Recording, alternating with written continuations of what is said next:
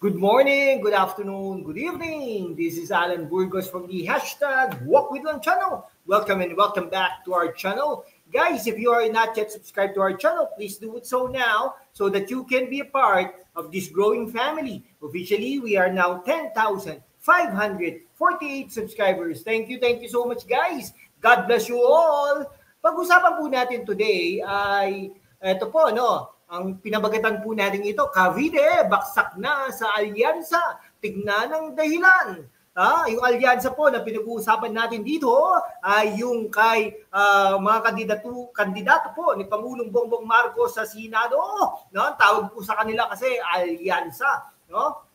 Ayan, no? Alyansa sa Cavite, sigurado na ba ang tagumpay o may banta? Ayan. Okay. Ay, nako mga kaibigan ko. Maraming salamat nga po pala ha. Malapit na po tayo sa 20,000 subscribers milestone. Maraming salamat po sa inyong lahat. Magandang araw mga kababayan. Halalan 2025 na naman at isang matinding labanan ang nagaganap sa isa sa mga pinaka-importanteng probinsya pagdating sa eleksyon, ang Cavite. Magrarally po yata dyan ang alyansa na pinamumunuan ni Pangulong Bongbong Marcos. Ngayon, tatalakayin natin kung may laban ba talaga ang alyansa ng pagbabago para sa bagong Pilipinas o may mga bagong puwersang maaaring makapagpabago ng resulta. Sa tingin natin, may makakapagpabago pa po yan ng resulta dahil talaga nagsusearch po ang mga kandidato ni dating Pangulong Rodrigo Roa Duterte.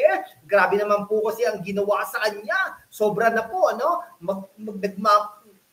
kalabisan ang ginawa para kay Pangulong Rodrigo Roa Duterte. Sa episode na ito, mga kababayan ko, pag-uusapan natin bakit mahalaga ang Cavite sa halalan. Sino-sino ang bumubuo ng alyansa at ano ang kanilang mga plataforma? Ano ang reaksyon ng mga butante sa Cavite? Ano ang posibleng hadlang sa kanilang tagumpay? Sino ang kalaban nila sa politika? Yan pong ating alamin, mga kaibigan ko, ha?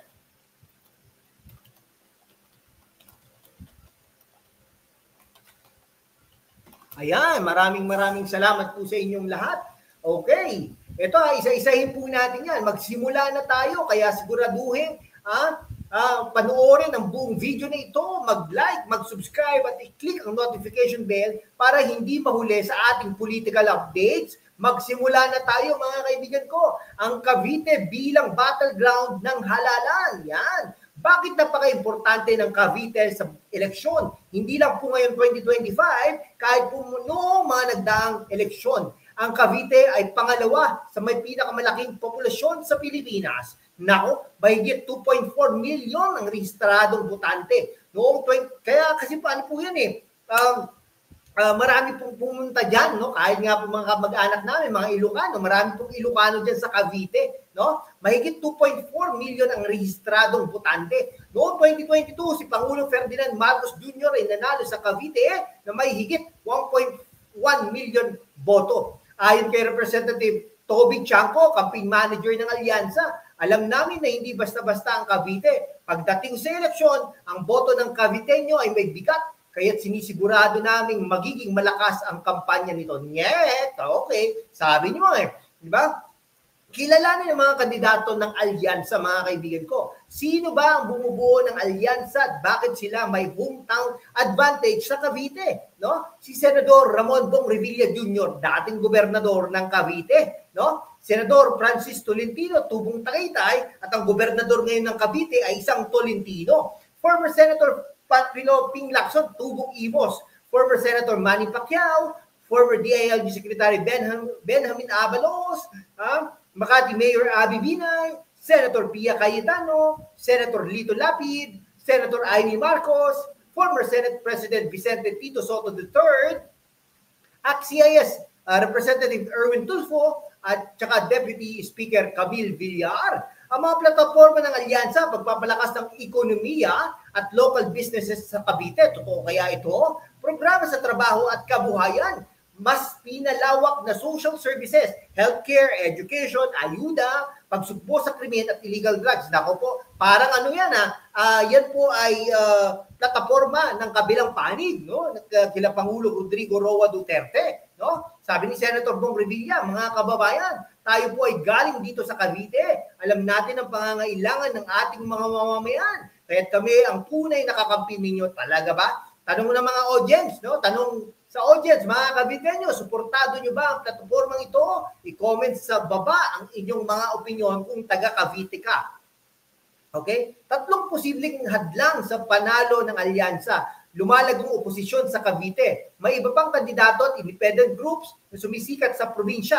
Tanong, makakaya ba ng alyansa na ipaglaban ang boto ng Caviteño? Yan. Issue sa kasulukuyang administrasyon. Maraming bumabatiko sa gobyerno dahil sa mataas na presyo ng bilihin, inflation at iba pang problema. Tanong, maapektuhan ba nito ang alyansa dahil sa kanilang koneksyon kay Pangulong Bongbong Marcos Jr.?